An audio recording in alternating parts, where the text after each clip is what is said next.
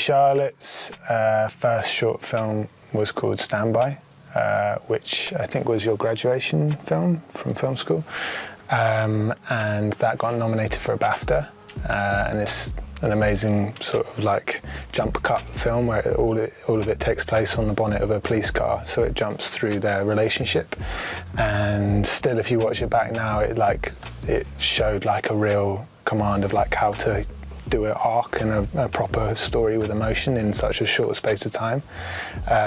So I think I wasn't the only one. Like the whole industry at that point was like, who is this filmmaker and what are they doing next? So yeah, and then she made Fry Up, which got selected by Sundance, and it was pretty clear that she was special. So I was doing everything that I could to get in touch with Charlotte and start working with her.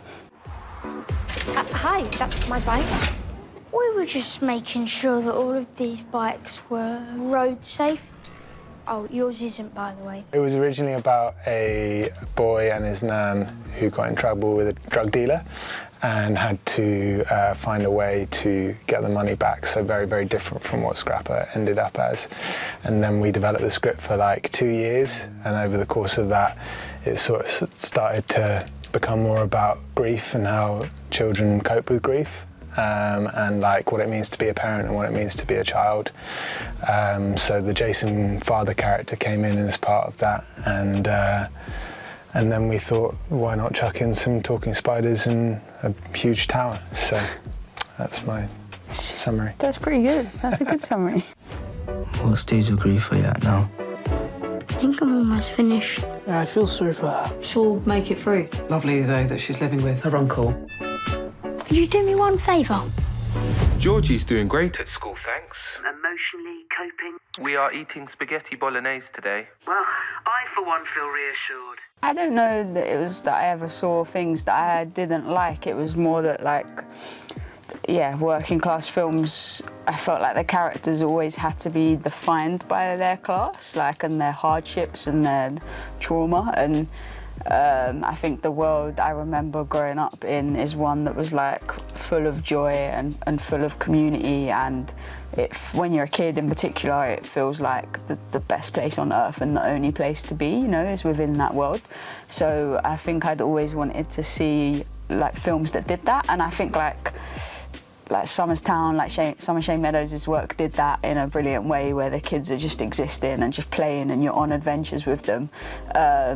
And I guess I always loved the moments in like his films, for example, where there's like no hardship and everyone's just having a nice time. I'm just like a sucker for films where like I would happily just watch the first act over and over again, you know, where people are just having a nice time for the whole film. So I think I wanted to make a film where people were mostly just having a nice time, yeah. Who's Georgie? Who's asking? I'm Jason. I'm your dad. I think we had a lot of leeway and license to do that because we always said it was very much like Georgie's perspective on the film and the world. I think, am I just making up that we always said this? I probably am making it up, but I feel like at some point someone artistic said it's like Georgie has wrote the script herself, you know, or it's like her film and we're just becoming a part of her world.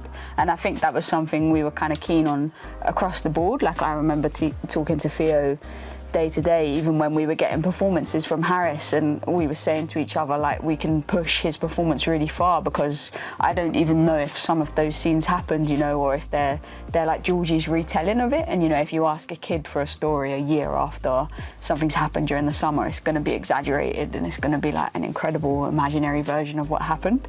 So I think that was the first kind of like thing that gave us license to go a bit wild with the style.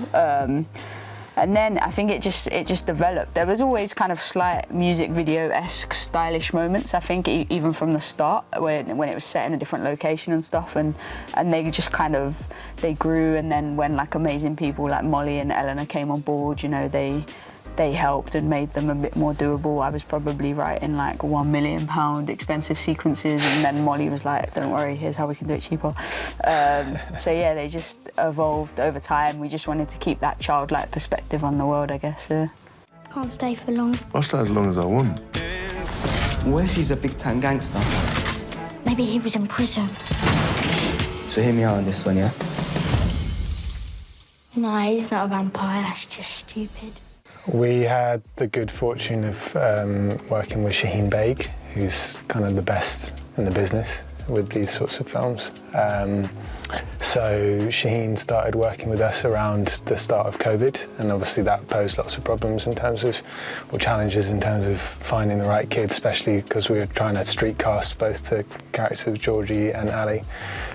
So we're getting all of these kids to send in self-tapes and trying to identify like who would be right for the characters, and then both of them sent in these just like ultra charming, very charismatic tapes, and then we brought them in for a rehearsal and they just fitted perfectly together.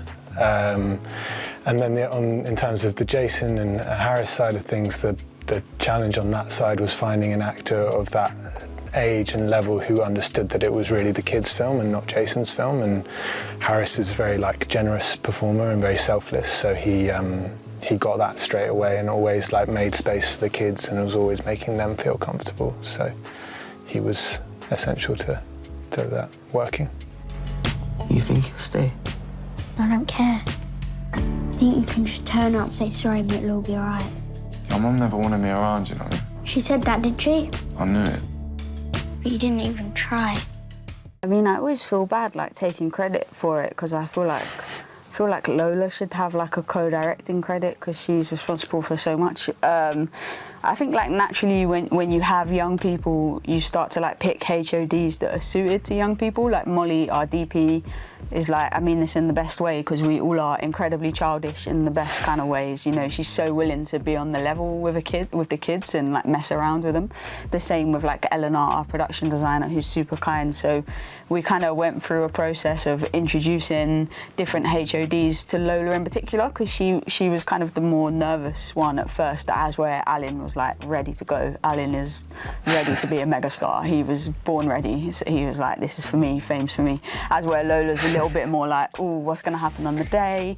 Tell me about it. So we started to slowly introduce her to people like Molly, people like Eleanor, just people that could be kind of her like beacons on the shoot, I suppose. And then we really very much like adapted the shoot to them. Like, so we would have most of the crew like hid in alleyways or hid behind bins and stuff so that they didn't have to experience the like madness of a load of people stood around. And we like didn't really have costume and makeup checks, which like enraged everyone at first for sure. For a couple of weeks it was pretty tense, but just didn't like want people fussing over them in between takes and stuff. So we tried to create an atmosphere that was fun but also had boundaries, and one that they felt like they could take ownership of, I suppose. And everyone really got on board with that, from like the HODs to all the other cast members. And then it really was just Lola, and her days were like entirely dictated by what snacks she'd had and what like food she ate. So we quickly worked out that actually the atmosphere didn't make a difference. What made a difference was whether or not Lola had McDonald's breakfast or not, and if she had, top form, and if she hadn't, she was absolute nightmare for a couple hours. Rain falls, nighttime, insane. That was it. That was shocking. There's one scene after Jason and Georgie have sort of resolved their relationship and sort of come back together, where they're walking away from the football pitch and just chatting away to each other, but it's mainly Georgie. And I think we shot that in a way where it was like, it wasn't scripted at all. It was completely like letting Lola go and improvise, and she just does such an incredible job of embodying the voice of the character there, and like feeling like an old woman in a little girl's body and like jabbing Jason. And it's kind of like, and I didn't have headphones, so I remember when we were shooting that, and then when I watched the rushes back, it was like magic. So that was a nice surprise. Should we have a cuddle then, or? I don't know.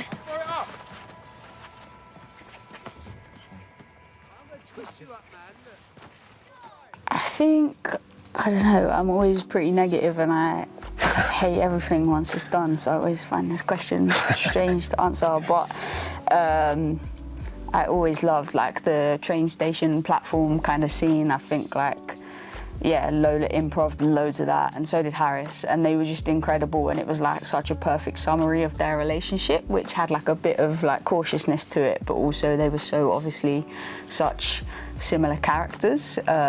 So yeah, I smile whenever I watch that one, alongside like the cringing about all the mistakes I've made. Obviously, no one else has made, not that anyone else has made. Well, me and you have made, the teamwork. Yeah, we've both shared responsibility. Yeah, nice.